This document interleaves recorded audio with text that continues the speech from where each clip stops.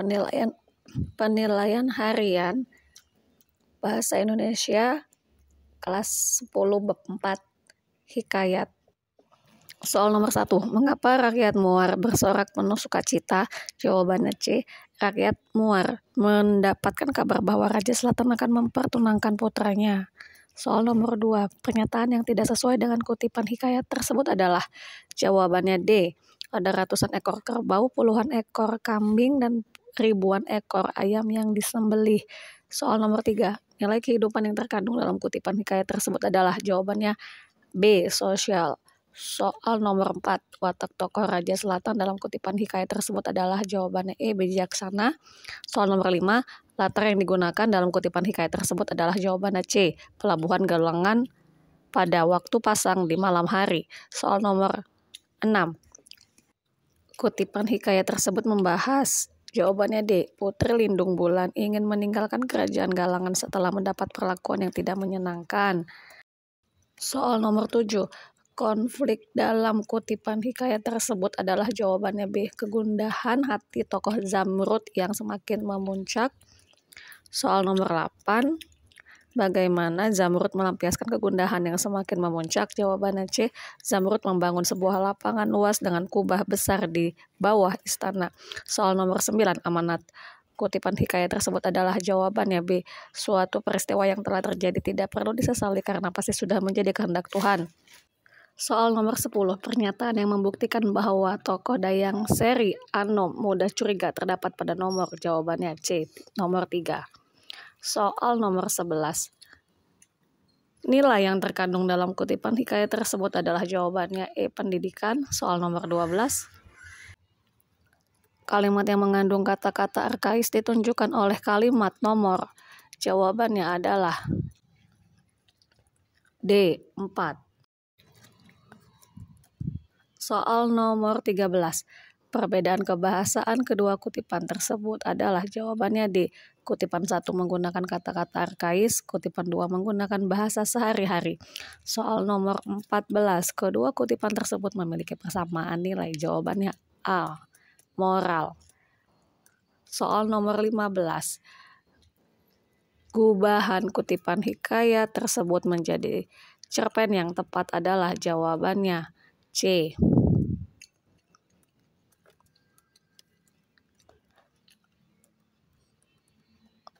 Soal nomor 17. Ali terus melakukan perjalanan sampai tiba di kota Zamrud. Nilai moral kutipan hikayat tersebut adalah. Jawabannya E. Kita harus menerima risiko apapun terhadap keputusan yang dibuat. Soal nomor 18. Kutipan hikayat tersebut dapat dilengkapi dengan paragraf. Jawabannya B. Ampun tuanku, beribu ampun. Jawab Dimnah, adalah Patik yang hina ini. Senantiasa jua duduk di pintu bayi larung. Tuanku, menanti-nantikan kalau ada sesuatu yang perkara yang dapat Patik jadikan jalan akan berkhidmat kepada tuanku, baik dengan diri maupun dengan harta dan pikiran. Bukankah kata Patik kepada diri Patik, di penghadapan raja senantiasa timbul berbagai perkara dan masakan di antara perkara yang banyak ragamnya itu, dan tidak ada agak sebuah yang perlu tenaga seorang yang tiada berharga sebagai Patik ini sekalipun. Soal nomor 19. Kalimat-kalimat acak tersebut dapat disusun menjadi hikayat dengan urutan. Jawabannya C. 3, 5, 2, 7, 8, 1, 6, 4. Soal nomor 20. Simpulan isi teks tersebut adalah. Jawabannya B. Baidaba ingin menghadap Baginda Raja. Baidaba mengenakan pakaian yang bagus lalu pergi ke istana. Baidaba menyembah raja lalu berdiri tanpa sepatah kata pun. Raja heran melihat perilaku Baidaba. Raja menerka-nerka perilaku Baidaba menunjukkan dua maksud, yaitu meminta sesuatu atau mengharapkan pertolongan. Soal bagian B. Nomor 1. Raja meminta ... kembali kepadanya dengan aman. Jawabannya burung fanjah. Soal nomor 2. Burung fanjah menasihati bahwa orang yang pendendam tidak akan menemukan ... pada dirinya. Jawabannya rasa aman. Soal nomor 3. Burung fanjah ... kesedihan seorang diri sebagai beban berat dalam hidupnya. Jawaban memikul. Soal nomor 4, akhir kutipan cerita tersebut burung panjah mengatakan bahwa dia akan titik sang raja. Jawaban, meninggalkan. Soal nomor 5, amanat kutipan hikayat tersebut adalah kita harus titik dalam bertindak agar tidak menimbulkan kerugian bagi orang lain. Jawaban, hati-hati. Penilaian harian bagian C, kerjakan soal-soal berikut. Soal nomor 1, tentukan nilai-nilai yang terkandung dalam kutipan hikayat tersebut. Jawaban, kutipan hikayat tersebut mengandung nilai moral. Kita harus berkaca atas perbuatan diri sendiri sebelum menuduh orang lain melakukannya.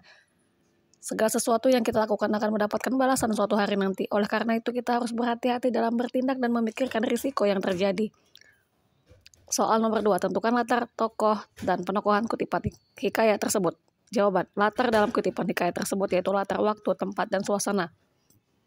Latar waktu dan kutipan hikayat tersebut malam hari. Latar tempat kutipan hikayat tersebut di ruang tidur.